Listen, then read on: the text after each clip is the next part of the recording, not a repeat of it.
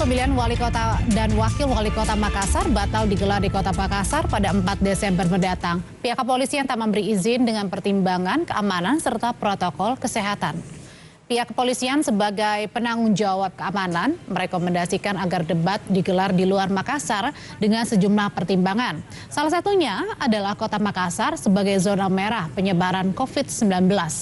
KPU akhirnya memutuskan debat ketiga akan digelar di Jakarta dengan waktu pelaksanaan pada sore hari dan bukan pada malam hari seperti pada debat sebelumnya.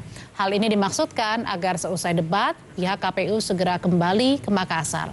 Meski berdekatan dengan hari pemungutan suara, KPU memastikan persiapan pemilihan tetap akan dilakukan tanpa mengganggu tahapan lain.